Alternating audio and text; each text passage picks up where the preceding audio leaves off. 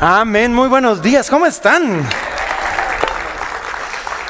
Pues como ya vieron, estamos iniciando una nueva serie y es la recta final de Romanos. Pero para iniciar esta serie y para darnos una idea un poquito de lo que se trata el texto de hoy y la serie, déjenme comenzar con una pregunta que nada tiene que ver con la Biblia o con la serie, pero que la van a entender. Y es, ¿cuántos, y estoy seguro que más de alguno aquí lo ha hecho, cuántos han remodelado algo en algún momento? Su casa, su oficina, han hecho una remodelación. ¿Alguien?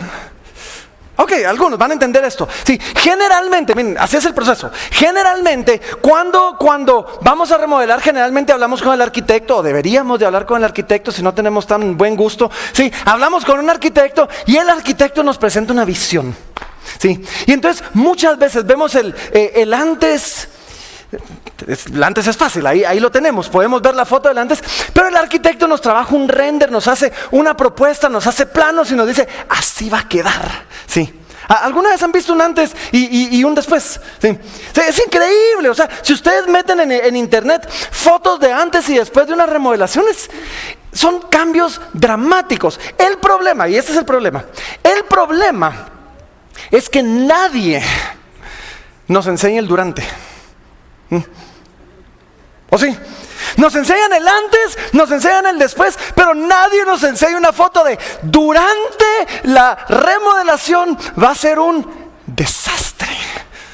Y si alguien ha remodelado, sabe esto, porque miren, cuando comenzamos a remodelar, de repente hay que botar paredes. Sí, hay que botar paredes, hay pedazos de paredes tirados por todos lados, hay polvo en cada esquina, hay ventanas rotas. Sí, pero muy distinto de lo que nos enseñaron, ¿o no? Y es tan dramático y tan traumático quizás, que yo busqué en internet fotos durante una remodelación, no encontré. Nadie nos la quiere enseñar, porque el durante no es bonito, ¿sí? Y cuando cuando nosotros comenzamos y de repente, bueno, les entregamos las llaves y le decimos al arquitecto, dele pues, y de repente llegamos 2 días después y encontramos ese desastre, encontramos todo tirado, llamamos al arquitecto. Sí, y muchos quizás llaman al arquitecto para preguntar, hey, ¿qué pasó? O sea, esto no era lo que yo tenía en mente. Y él nos explica algo y nos dice, hey, para levantar lo nuevo hay que botar lo viejo. Para levantar lo nuevo hay que tirar lo viejo. Y nos dice, no te preocupes, el mismo que está causando todo el polvo lo va a recoger. El mismo, y quizás en algún, ven, así se ve el durante, ¿ve? Y quizás en algún momento solo nos dice, solo confía en mí. Quizás el arquitecto le ha tocado decir, solo confía en mí. Lo he hecho muchas veces y vas a ver, va a quedar mucho mejor de lo que te imaginas. Hay un autor muy famoso que se llama Paul Tripp. Paul Tripp dice así, les quiero leer esta cita porque dice, la gracia no siempre es un vaso de agua fría, a veces es un martillo. Mientras Dios amorosamente trabaja en doblar, moldear y reformarnos a su imagen. Y saben, así es la vida cristiana. Muchas veces el proceso de Dios trabajando en nosotros se siente más como un martillo dando donde más duele, y se siente como un desastre que cuando uno voltea a ver dice, no le veo ni pies ni cabeza. Se siente más así a veces que como un vaso de agua fría. Pero al final de cuentas, miren, es un martillo que si rompe es porque va a levantar algo nuevo, o si golpea es porque está tallando como un cincel en la mano de un escultor. Ahora, el día de hoy estamos iniciando una nueva serie en el libro de Romanos. Y la serie le llamamos La Voluntad de Dios. Es nuestra cuarta serie de Romanos. Comenzamos con la justicia de Dios, seguimos con la gracia de Dios, acabamos de terminar de hablar acerca del pueblo de Dios y ahora nos toca la voluntad de Dios. Y es la última, nos vamos capítulos 12, 13, 14, 15 y 16. Cinco capítulos que nos vamos a ir. Y básicamente en este pedazo pareciera como que cambiamos un poquito de dirección, donde básicamente Pablo nos va a mostrar, porque lleva 11 capítulos dándonos toda la teología de lo que Cristo hizo, enseñándonos cómo estábamos todos perdidos, enseñándonos cómo su gracia nos restaura, cómo nos incorpora a ser parte del pueblo de Dios. Y ahora nos va a enseñar, ok, y así es como se mira la vida de alguien que ha sido transformado por todo lo que hemos venido hablando. Así que los primeros 11 capítulos pusieron la base y ahora vamos a ver nosotros el resultado. ¿Qué es lo que pasa? O sea, los primeros 11 capítulos pusieron el antes. Ahora vamos a ver un poquito del después y vamos a ver un poquito del durante, ¿sí? Del durante, la remodelación. Y vamos a comenzar hoy con un versículo, con un texto que es corto, muy famoso, pero es hermoso. Y de verdad fue un reto el día de hoy. Fue un reto porque quiero lograr terminar Romanos este año. Esa es mi meta, sí.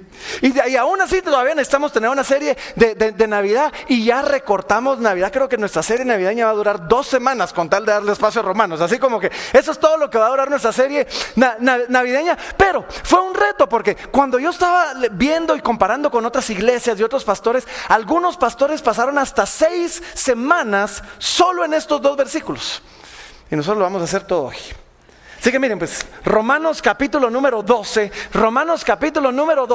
y vamos a comenzar con el versículo número 1. Romanos capítulo 12, es más, vamos a leer el 1 y el 2. Y estoy seguro que todos quizás ya lo han leído en algún momento, pero me encantaría que se lo memoricen este versículo, porque dice, así que hermanos, os ruego, por las misericordias de Dios, que presentéis vuestros cuerpos en sacrificio vivo, santo y agradable a Dios, que es vuestro culto racional. Y después nos manda un reto y nos dice, así que no os conforméis a este siglo, sino transformaos por medio de la renovación de vuestro entendimiento, para que comprobéis cuál es la buena voluntad de Dios, agradable y perfecta. Así que déjenme guiarlos por estos 2 versículos, casi que palabra por palabra, porque cada palabra aquí tiene tantísimo. Pero miren, comienza hablándonos de las misericordias de Dios. Y comienza diciendo así, dice, así que, básicamente nos está diciendo, a la luz de todo lo que hemos venido hablando, así que, sí, en vista o como consecuencia de lo que hemos venido diciendo, dice, así que, dice, a la luz de las misericordias de Dios. Y me encanta que usa las misericordias en plural. O sea, no es la misericordia, es la misericordias de Dios, ¿sí? Nuestras vidas van a ser transformadas. Y saben, es lógico que cuando hemos experimentado la gracia de Dios, cuando entendemos dónde estábamos, cuando entendemos que todos habíamos pecado y que todos estábamos, sí, expulsados de la presencia de Dios, cuando entendemos lo que la gracia de Dios hizo y cómo nos restauró, es lógico que nuestras vidas cambien. Y por eso es que termina diciéndonos así, dice, por eso es que dice que este es nuestro culto, dice, ¿se recuerdan cómo decía el texto? Culto racional. Ahora miren, la palabra racional en el griego es una palabra griega que es la palabra lógicos.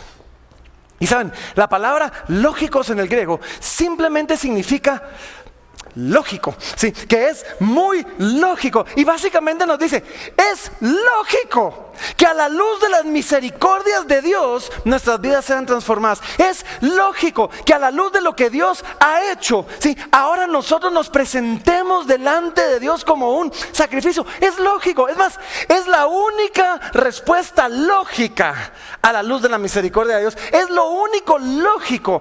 O sea, lo único lógico que podemos hacer es rendirnos a Dios después de que vemos todo lo que Él ha hecho. Y realmente sería irracional recibir tanta misericordia y seguir viviendo para uno solo.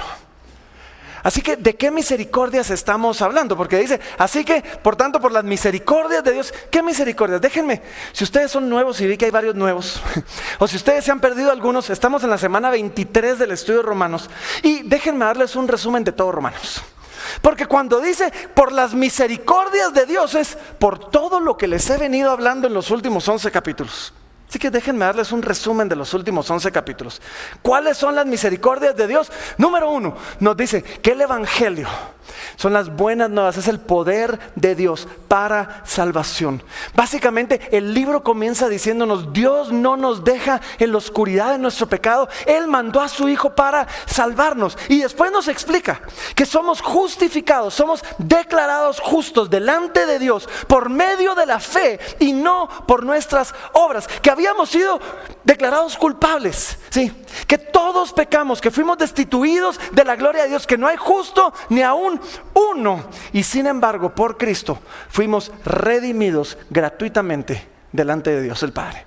¿Cuáles son las misericordias de Dios? Número 3 es que Dios justifica al impío. Y esto es importante, porque Dios no justifica al que medio se lo merece, ¿sí? Dios no justifica a aquel que, bueno, está bien, pasó raspadito, pero pasó, no. Dios justifica al impío, al que estaba perdido, al que estaba lejos. No hay ninguno que esté pero tan lejos de Dios que su gracia no lo pueda alcanzar, ¿sí?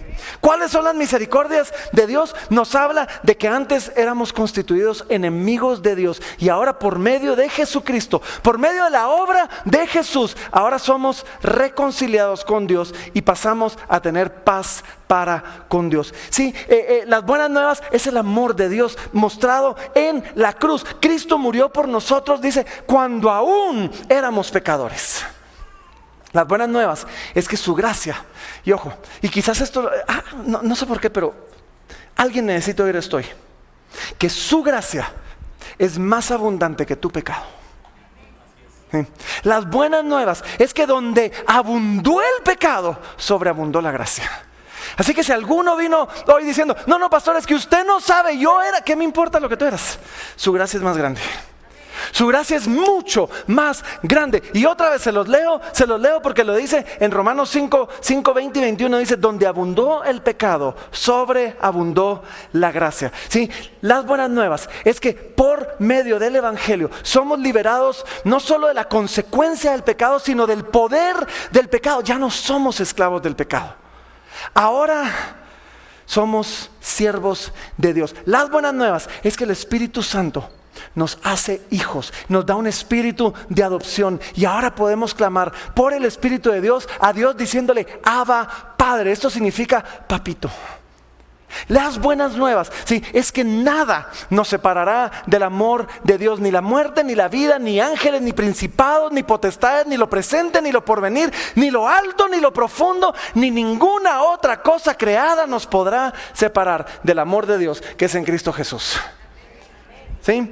Las buenas nuevas, y con esto terminamos la semana pasada, es que Dios hizo de los gentiles y judíos un solo pueblo, su pueblo. Y saben, me encanta, y si me pueden poner el versículo 1 otra vez, porque a veces hay palabritas que pasan desapercibidas, sí, pero dice, miren esto, dice: así que, miren qué lindo, hermanos. Ahora, si ustedes recuerdan, hemos venido hablando de esta división que había entre judíos y gentiles, y casi que todo el libro ha sido hablándole a los judíos y hablándole a los gentiles como ahora somos un solo pueblo. Y me encanta que ya cuando lo va a resumir nos dice: así que, hermanos, el judío y el gentil somos hermanos en Cristo. Aquel que te caía mal y que te hizo daño en la iglesia, aún así por Cristo puedes tú voltear a verlo y decir: pero es mi hermano. Y es que sabes, muchas veces es el que más cerca a ti está, el que te puede hacer más daño. Pero cuando se trata de tu hermano, yo lo veo con mis hijos y lo veo cuando éramos pequeños con mis hermanos, ¿sí? Nos agarrábamos del pelo, nos arrastrábamos, pero es mi hermano, ¿sí? Y 30 minutos después estamos contentos y estamos felices, ¿sí? Y así que de verdad que no pase desapercibido esto: judíos y gentiles, pero hermanos, imperfectos, con tensiones, con problemas, con pleitos, con desacuerdos, pero al final del día, hermanos. Y la semana pasada vimos un último resumen de lo que son las misericordias de Dios. Y miren, si retroceden un par de versículos en Romanos 11, 30 al 32, dice así, dice: pues como vosotros también en otro tiempo erais desobedientes a Dios, pero ahora habéis alcanzado misericordia por la desobediencia de ellos, así también estos ahora han sido desobedientes, para que por la misericordia concedida a vosotros, ellos también alcancen misericordia, porque Dios sujetó a todos en desobediencia. O sea, no tuvo a ninguno como inocente. Dice: para tener misericordia sobre todos.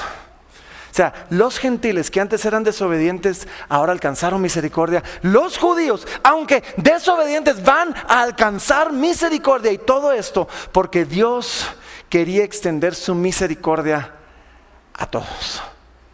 Y entonces Pablo nos dice, así que, hermanos, y después dice algo interesante porque nos dice, os ruego por las misericordias de Dios. Ya vimos las misericordias de Dios, pero miren, deténganse aquí un momentito en esto porque es interesante que el apóstol Pablo, o sea, que está escribiendo con una autoridad apostólica, que está escribiendo la palabra de Dios, de parte de Dios, delante de Dios, está escribiendo en el nombre del Señor Jesucristo. Él fácilmente hubiera podido decir, miren, así tienen que vivir, les ordeno, ese es un mandamiento nuevo, les doy. Pero miren qué curioso que dice, así que hermanos, os ruego. Y digo, wow. Y yo me pregunté, ¿por qué los ruego? ¿Por qué no solo el dar un mandamiento? Y es que saben, el tema con el que los judíos en particular habían estado luchando, pónganme atención, no se pierdan esto. El tema con el que los judíos habían estado luchando era el legalismo. Era el tener un montón de leyes, un montón de normas, un montón de mandamientos que tenían que cumplir si querían ser salvos. Y yo me imagino a Pablo diciendo, si yo les ordeno, se va a volver un mandamiento más que le sumemos a su legalismo, donde ahora ellos crean, ok, este es el nuevo mandamiento que tengo que obedecer para ser salvo. Y sin embargo nos dicen, no, para que no se venga o sea, para que entiendan que no estamos bajo la ley, sino bajo la gracia. O sea, decirles ordeno suena a legalismo, pero decirles ruego nos muestra algo. Nos muestra que la obediencia de un cristiano nace de un corazón agradecido, no de un corazón obligado. Que la obediencia de un cristiano nace de un corazón que ama a Dios y no de un corazón que tiene tanto miedo de lo que Dios le puede hacer, que entonces se somete así. Miren, al final la gracia convence mucho más que la ley. Y esto no debilita el llamado de ser transformados. Ahorita llegamos a eso. Al contrario, apela a un corazón que ha conocido el evangelio. Llama a un corazón que ha experimentado las misericordias de Dios y les dice, a la luz de las misericordias de Dios, lo único lógico es, y ahí es donde comienza ahorita, dice, que presentemos nuestros cuerpos como un sacrificio vivo, santo y agradable. ¿Sí? Ese es el llamado. Ahora, eso de presentar nuestros cuerpos como un sacrificio es una referencia obvia al Antiguo Testamento, porque en el Antiguo Testamento, cuando había pecado, se presentaba un sacrificio. Se presentaba un animal que se sacrificaba, sí, se mataba al animal, se ponía en el altar, y eso servía para cubrir los pecados. Y saben, me llama la atención que la palabra sacrificio implica muerte, y sin embargo nos dice, presenten su cuerpo como un sacrificio vivo. Y deténganse un momentito. Párense a pensar en esto en un momentito, porque sí, quizás a algunos les toque servir a Dios con su muerte. Y miren, ahora son pocos, pero todavía hay mártires de la fe. Es más, hace un par de semanas algunos se atreverían a llamar a este comentarista político, Charlie Kirk, un mártir moderno de la fe. Yo no sé si lo llamaría así, pero al final del día, algunos ahorita se ha vuelto todo un rollo de cómo su vida le fue quitada por causa del evangelio. A algunos les va a tocar dar su vida por el evangelio, pero, miren, creo yo, que lo que está diciendo aquí cuando habla de un sacrificio vivo es que está diciendo, sí, qué bueno que estés dispuesto a morir por Cristo. Y yo estoy seguro que si les pregunto aquí, ¿quién está dispuesto a morir por Cristo? Todos levantaríamos nuestra mano, póngame la pistola, pastor, va a ver que, pero yo creo que el reto es todavía más grande. Morir por Cristo es fácil. Vivir por Cristo es más difícil. Y por eso nos dice, hey, yo les ruego por las misericordias de Dios que presenten sus cuerpos, y ahora te voy a hablar de por qué habla de cuerpos, sus cuerpos como un sacrificio vivo. La semana pasada no estuve acá porque tuve el privilegio de ir a predicar a Perú. Y estando en Perú, escuché la historia, bueno, ya había oído la historia de uno de estos hermanos, pero escuché la historia de dos hermanos, y tal vez algunos la conocen, pero si no se las voy a contar. Sí, dos hermanos llamados Jim y Bert Elliot. Sí, Jim y Bert Elliot. Sí, y algunos quizás han escuchado la historia de Jim. Sí, Jim Elliot, les cuento, Jim Elliot fue un mártir por la fe. Sí, él fue asesinado en 1956 en las selvas de Ecuador, en el Amazonas de Ecuador, mientras estaba tratando de alcanzar a una tribu que se llamaban los Guaraníes. ¿Sí? Y él había llegado ahí, comenzaron toda una campaña de evangelismo. Él y otros 4 compañeros, eran 5 misioneros, que comenzaron a evangelizar a los guaraníes y estaban comenzando a avanzar, cuando de repente algo pasó entre la tribu. Tuvieron un problema entre ellos, y algunos de los guerreros de la tribu dijeron: para que no se arme el problema entre nosotros, echémosle la culpa a los misioneros. Y agarraron a estos 5 jóvenes, estaban en sus 20s quizás, y los asesinaron. Y fue terrible. Sí, y su martirio, miren, su martirio. Y sobre todo una frase, él dijo una frase que es hermosa. Y esto no tiene que ver con el tema de hoy, pero se las quiero compartir. Esta frase es increíble porque Jim Elliot es conocido por esta frase, y él dijo: no es tonto, miren, no es tonto el que da lo que no puede retener para ganar lo que no puede perder. Léanlo otra vez y dejen que les caiga encima. No es tonto el que da lo que no puede retener para ganar lo que no puede perder. Ahora, esto inspiró a muchísimos, y lo estamos viendo hoy en día. El martirio de los santos siempre inspira la fe de muchos. Y miles, cientos y miles de misioneros fueron a las selvas de Ecuador dispuestos a dar su vida también para alcanzar a los guaraníes, a raíz de la muerte de estos cinco jóvenes. Ahora, al que nadie conoce es a su hermano Bert. Ahora, Jim fue un, su historia fue conocida mundialmente, pero su hermano Bert, yo nunca había oído hablar de su hermano Bert hasta ahorita en este viaje. Y es que conocí a alguien que lo conoció. Su hermano Bert, como vieron en la foto, él murió de viejo. Y él estuvo 60 años sirviendo en el Amazonas peruano. O sea, uno sirvió en la selva de Ecuador, el otro sirvió en la selva de Perú. O sea, del otro lado del río estaban el uno del otro. Y a uno lo asesinaron y el otro sirvió ahí 60 años. Y durante esos 60 años plantó más de 150 iglesias en medio de las tribus del Amazonas. Y en una conferencia, el que ya murió, ya pasó a la presencia del Señor, pero el ya anciano Bert, en fin, dijo esto, miren, y miren qué lindo dijo. A Jim le tocó morir por Cristo. A mí me tocó vivir para Él. Por tanto, hermanos, os ruego, por las misericordias de Dios, que presentéis vuestros cuerpos como un sacrificio vivo. Si nos toca morir por Cristo como a Jim, gloria a Dios. Pero si nos toca vivir por Cristo fielmente el resto de nuestra vida, una vida quizás relativamente ordinaria, que quizás no es tan espectacular. Es más, Bert lo dijo así, dice: mi hermano fue una estrella fugaz que iluminó el firmamento. Yo fui una estrella en el fondo que fielmente iluminó con su luz quizás un poco tenue. No se trata de que estemos dispuestos a morir por Cristo, y si nos toca, pues órale. Se trata de que estemos dispuestos a vivir por Cristo, ¿sí? A dar nuestra vida, cada acto de nuestra vida, como un acto de adoración para Cristo, ¿sí?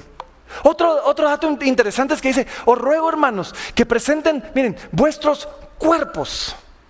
No, y es interesante que no diga que presenten sus vidas, que presenten sus almas, no, dice: presenten sus cuerpos como un sacrificio vivo, santo y agradable. Y es que cuando Pablo habla del cuerpo, nos está enseñando que debemos adorar al Señor, servir al Señor, sacrificarnos al Señor con lo tangible, con lo que hacemos en el día a día. No es algo así tan místico, no es algo así tan espiritual que nadie se da cuenta. No, dice: presenta tu cuerpo, que tus acciones, que tu caminar, que tu día a día se note que tú eres un creyente. Que en todo lo que tú haces, mira, honra al Señor con lo que haces con tus manos, honra al Señor con lo que miras con tus ojos, honra al Señor con lo que hablan tus labios, honra al Señor con tu cuerpo. En aquel tiempo, y de alguna manera todavía, existía algo que se llamaba el gnosticismo. El gnosticismo básicamente decía, el espíritu es bueno, el cuerpo es malo. Así que lo que hagamos con el cuerpo no importa tanto. Y por eso es que muchos decían, bueno, yo hago con mi cuerpo, viva la vida loca, pero con mi espíritu me esfuerzo para el Señor, porque el cuerpo no importa. Y Pablo está diciendo, no, el cuerpo importa. Lo que tú haces con tu cuerpo importa, ¿sí? Y es que si el cuerpo no importara, no tendríamos la esperanza de un día recibir nuevos cuerpos. Cuerpos glorificados. Sí, no tendríamos la esperanza de la resurrección. Un día vamos a resucitar con todo el cuerpo, porque el cuerpo es importante. Y Pablo, ya en el capítulo número 3, había hablado de cómo muchos usaban su cuerpo para el mal. Es más, déjenme leérselos. Romanos 3:13 dice, está hablando de algunos y dice, sepulcro abierto es su garganta. Con su lengua engañan, veneno de áspid hay debajo de sus labios. Su boca está llena de maldición y de amargura. Sus pies se apresuran para derramar sangre. Y nos dice, ahora presenta todo esto mismo, pero como un sacrificio vivo, santo y agradable a Dios. Dice, ahora usa tus manos en el trabajo, usa tus pies en el servicio, usa tu boca para proclamar la verdad, usa tus ojos, sí, y guarda tus ojos para vivir con pureza. Sí. Esa, dice, es la adoración, el culto, que es racional, que es lógico, que es razonable a la luz de todo lo que hemos recibido de parte de Dios. Y déjenme darles un ejercicio muy, muy práctico en esto. ¿Están listos? Siempre al final, aunque hoy vamos a terminar con bautizos y estoy muy feliz por eso, pero siempre al final terminamos con un tiempo de adoración respondiendo al Señor.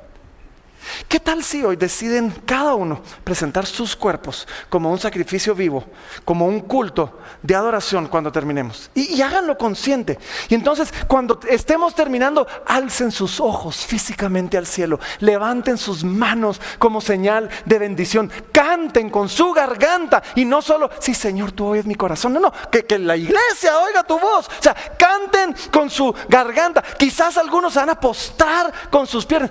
Usen su cuerpo como un sacrificio, como un acto de adoración al Señor. Les dejo ese reto para el final. Hoy que terminemos, usemos nuestros cuerpos. Y dice, así que hermanos, os ruego por la misericordia de Dios que presentéis. Yo les dije, vamos a ir casi que palabra por palabra. Que presentéis. Esto habla de un acto voluntario.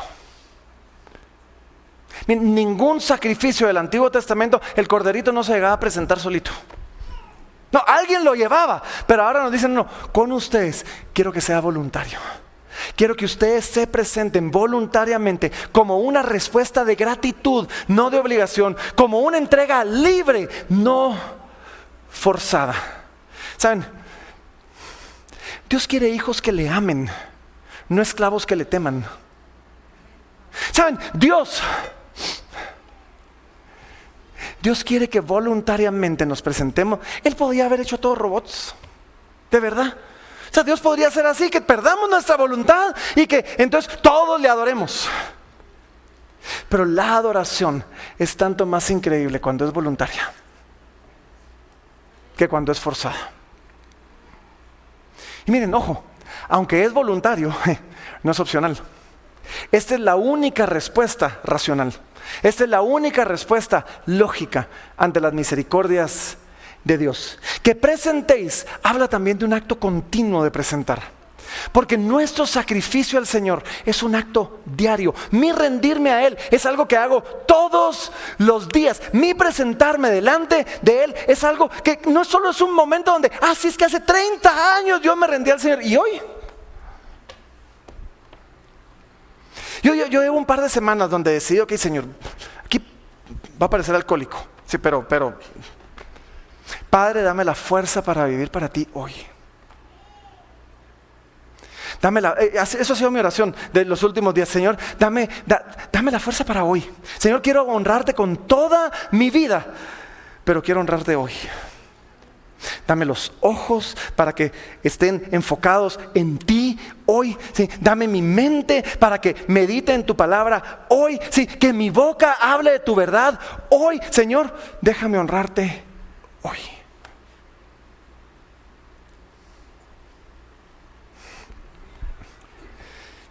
Cada día le tenemos que decir, heme aquí. Mis ojos, mis bocas, mis manos, mi tiempo, mi energía, todos son tuyos. Y ahora sí, hablamos de un sacrificio vivo, pero sigue siendo un sacrificio. Y un sacrificio sí nos invita a morir. Miren, seguir a Dios, aun cuando lo hacemos con gozo, aun cuando nos rendimos voluntariamente, muchas veces es difícil.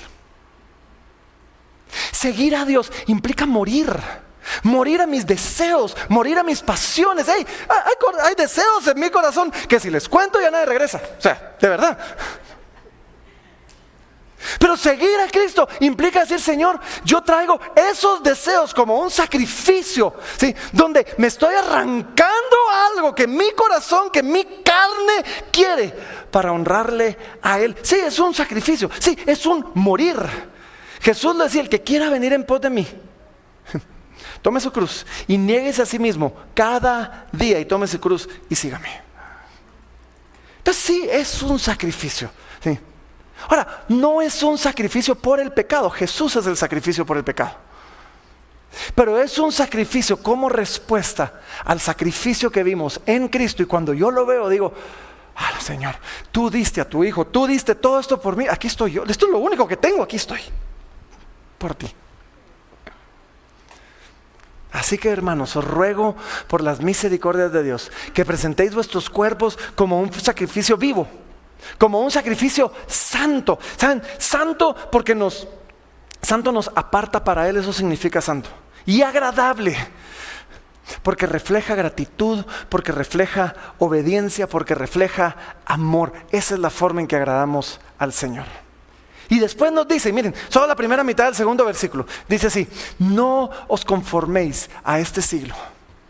No os conforméis a este siglo, sino transformaos por medio de la renovación de vuestro entendimiento. ¿Saben? El sacrificio al que estamos llamados, es al sacrificio de no conformarnos, no tomar la forma de este mundo. O sea, lástima que no lo planifiqué, pero imagínense que tengo un vaso aquí en la mano. Lo que el mundo nos invita a hacer es agarrar el pichel de agua y llenarlo. Toma la forma del vaso. Y si el vaso tiene forma de lo que sea, toma la forma del vaso. Nosotros estamos llamados a ser hielos en ese vaso. Estamos en el mundo, pero retenemos la forma de Cristo en medio de un mundo que nos quiere dar una forma. No nos conformemos a este siglo. Sí, no tomemos la forma de este mundo, tomemos la forma de Cristo. Y es que esa ha sido la tentación para los creyentes en toda la historia. En toda la historia los creyentes se han visto tentados a tomar la forma del mundo para pasar o un poquito desapercibidos o para... O sea, somos tentados porque tomar la forma del mundo, primero que todo, apela a nuestra carne. El mundo ofrece cosas que le gustan a la carne. Y segundo, porque tomar la forma de este mundo, tomar la forma de este siglo, no hacerlo es ir contra la corriente.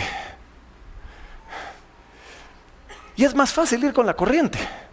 Es mucho más fácil ir con la corriente. Y en el tiempo de Pablo, los creyentes estaban tentados a tomar la forma de ese mundo. Solo piénsenlo. En el tiempo de Pablo, en Roma, ser un ciudadano romano implicaba honrar al emperador, inclusive como que si fuera una figura divina, como que si fuera un dios. Y los cristianos eran vistos como ateos. ¿Por qué? Porque cuando les preguntaban si César era Señor, ellos decían, no, Jesús es Señor. Entonces ellos eran vistos como ateos, como creyentes de otra religión, porque no seguían con el rollo que todo el mundo seguía. Y la tentación era la de mantener la fe en privado y rendirse a la presión social en lo público. La tentación para ellos era una cuestión de honor y de estatus social. La sociedad romana giraba en torno al prestigio, giraba en torno al rango, a la riqueza, y la tentación era buscar lo mismo, era buscar el reconocimiento y ir escalando en la escalera social, en lugar de abrazar la humildad y el servicio que Cristo demandaba de nosotros. ¿Saben? En el tiempo de Roma, si alguno ha visto alguna película, ¿sí? o la serie Rome o qué sé yo, terrible, la ética moral era caramba, o sea, era todos contra todos, pues. ¿Sí? Roma era conocida por su permisividad sexual, por sus excesos en comida, en bebida, por sus espectáculos violentos, y la tentación era la de minimizar la santidad de mi cuerpo, la santidad del cuerpo, y adaptarme a la inmoralidad que reinaba en la sociedad. Esa era la tentación para los romanos en aquel entonces. Sí, y para nosotros no ha cambiado mucho. Las tentaciones siguen siendo muy parecidas, siguen siendo muy las mismas, porque hoy por hoy estamos tentados, por ejemplo, al consumismo o al materialismo. Estamos tentados, sí, vivimos en una cultura que define la identidad por lo que tenemos, y la tentación para nosotros es la de valorar más las posesiones que la obediencia a Cristo. El de medir el valor de alguien por lo que tiene, por cuánto tiene en el banco, por el carro que maneja, por la casa y el sector donde vive, en lugar de valorar a alguien por su relación con Dios. La tentación para nosotros hoy en día sigue siendo la del relativismo moral. Porque vivimos en un tiempo donde hay una presión de que cada uno abrace su propia verdad. ¿Sí? Tú con tu verdad, yo con mi verdad. Sí, la tentación es la de seguir su corazón. Tú seguí tu corazón, y si sigues tu corazón no te puedes equivocar. Caramba, hay un montón que van a seguir su corazón hasta el infierno. Engañoso sobre todas las cosas es el corazón, y la tentación es la de callar convicciones bíblicas para no incomodar. Hoy en día seguimos con la tentación del individualismo, donde la sociedad va a promover el yo primero sobre la comunidad, y la tentación es la de hacer de la fe algo privado, sin compromiso real con una comunidad de fe. Seguimos nosotros siendo tentados con el éxito o el poder como meta suprema, y seguimos midiendo a las personas por sus logros, por su dinero, por lo que tienen. Y la tentación es que tú y yo querramos perseguir la aprobación del mundo de la misma manera, en lugar de buscar la aprobación de Dios, que no le importa mucho si tenemos o no tenemos. Tú y yo seguimos siendo tentados. Y esto es algo quizás más nuevo, pero antes estaban los espectáculos violentos en el circo romano. Ahora seguimos siendo tentados con la distracción y con la superficialidad. Estamos pero tan saturados de entretenimiento y de redes sociales que fácilmente nos enfocamos en eso, en lugar de ir renovando nuestra mente día con día. Y la tentación es la de ser moldeados sin darnos cuenta, la de ser moldeados por todos los reels y por todos los influencers y por todos los videitos y por todos los TikToks y por todo eso, que eso nos moldee en lugar de que nos moldee la palabra de Dios.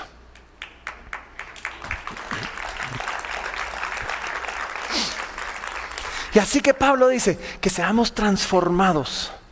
¿Cómo? Renovando nuestro entendimiento, renovando la forma en que pensamos. Pero ¿cómo renovamos la forma en que pensamos? ¿Saben? Primero que nada, es el Espíritu de Dios el que nos renueva.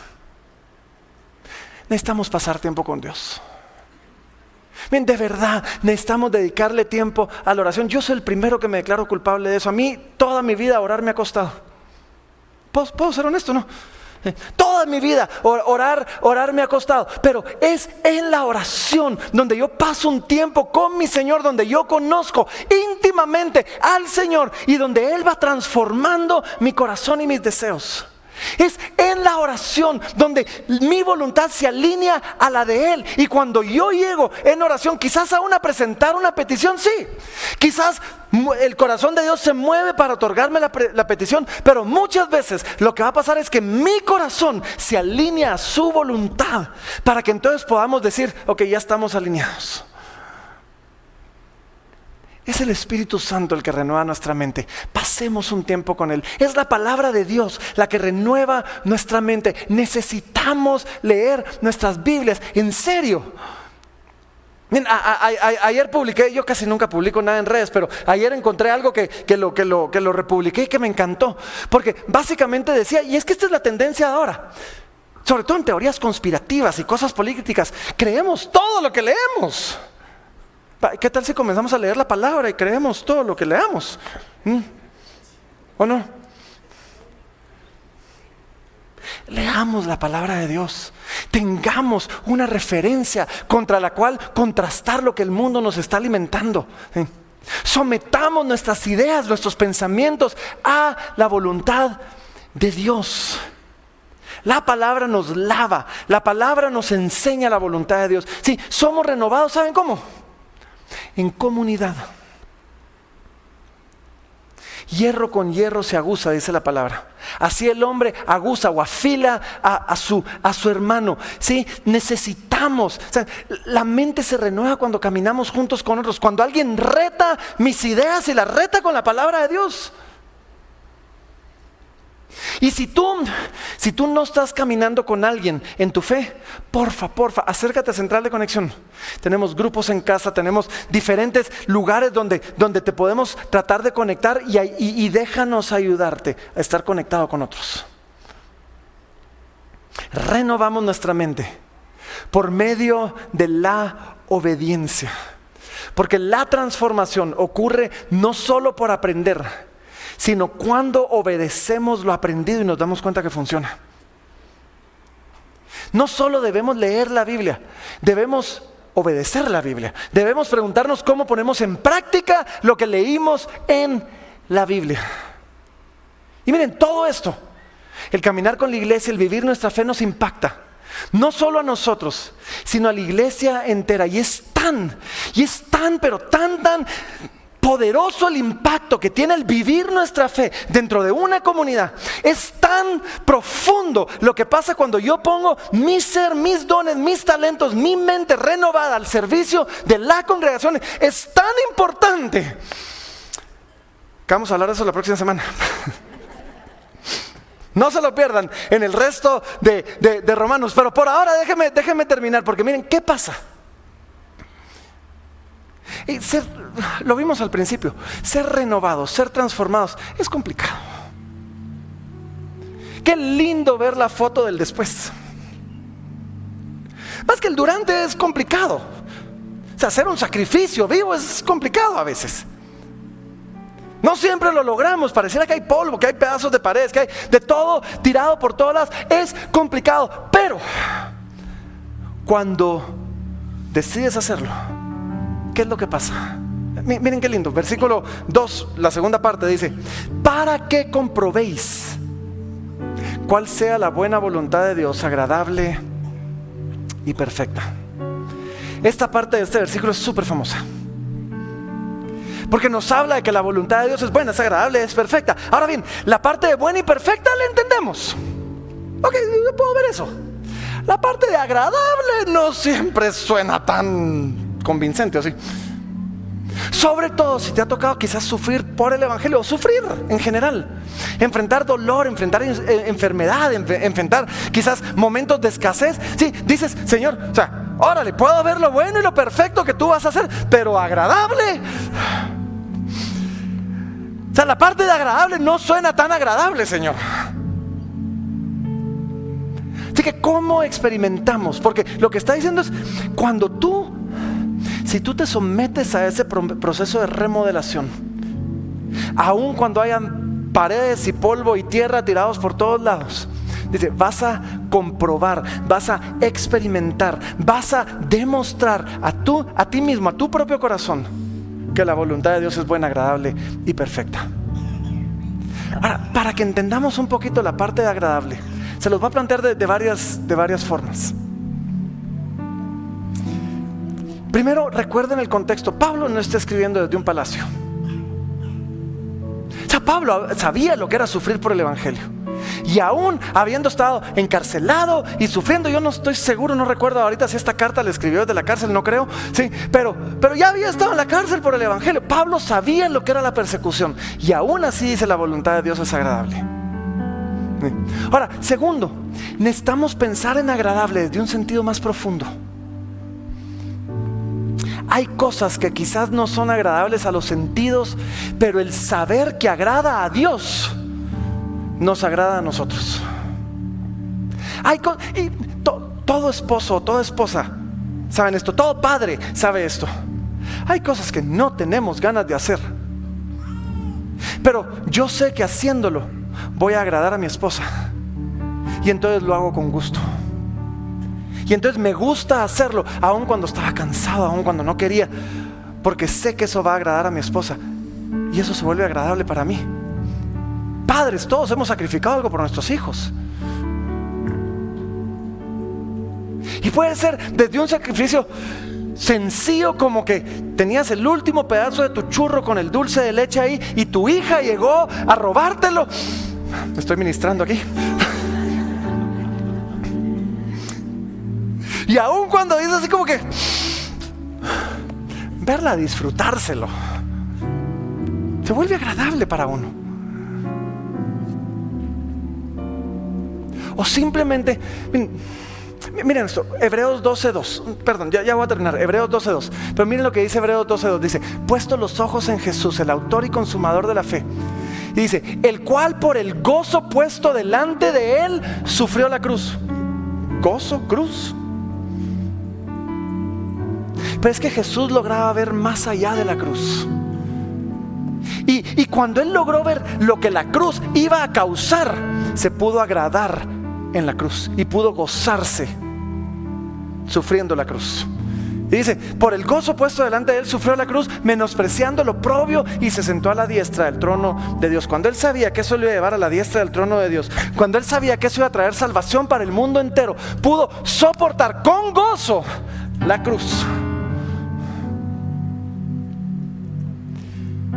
Entonces, cuando hablamos de que la voluntad de Dios es buena, es perfecta y es agradable, a veces simplemente tenemos que encontrar el agradable en saber lo que la voluntad de Dios va a producir en nosotros y en otros. Y cuando vemos el resultado después, aprendemos a disfrutarlo. El agradable puede ser dicho desde una perspectiva eterna. Lo leímos en Romanos 8, donde en el 8:18 decía: las aflicciones del tiempo presente no son comparables con la gloria venidera. La voluntad de Dios se vuelve agradable cuando la vemos desde la perspectiva, desde la eternidad, no solo desde el momento del dolor. Sí, es agradable cuando consideramos el testimonio de los que han pasado por esos momentos difíciles.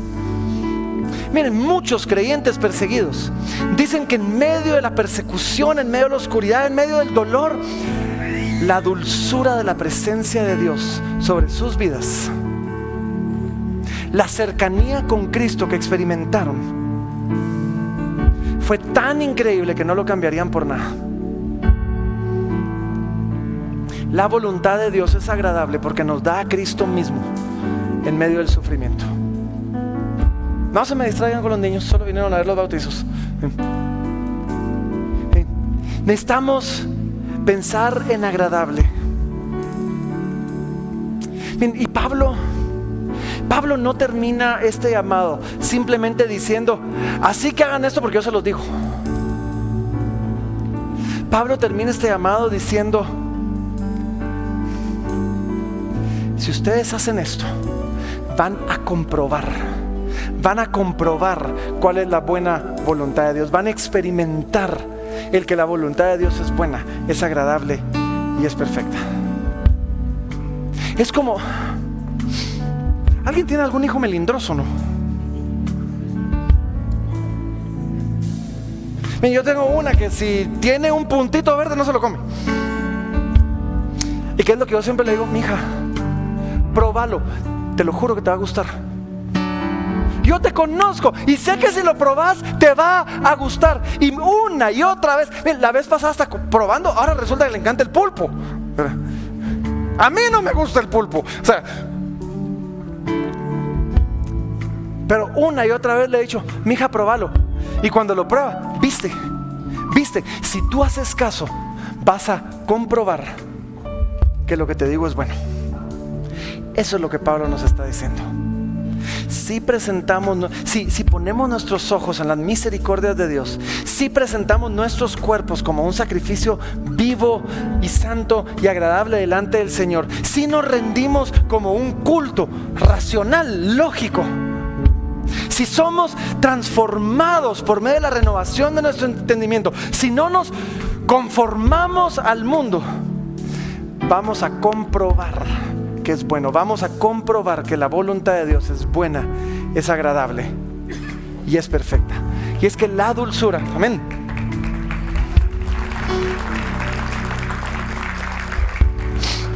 la dulzura de la voluntad de Dios no se descubre solo mirando de lejos, sino rindiéndonos a ella, presentando nuestros cuerpos como sacrificios vivos, renovando nuestra mente.